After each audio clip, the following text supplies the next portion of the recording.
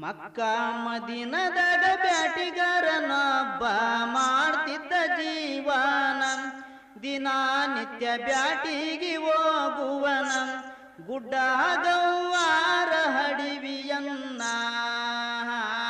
ತಿರುಗಾಡಿ ಬರುತ್ತಾನ.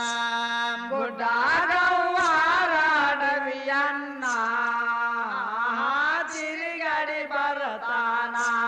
ಗುಡ್ಡ ಗವ್ವಾರ ಹಡವಿಯನ್ನ ತಿರುಗಾಡಿ ಬರುತ್ತಾನ.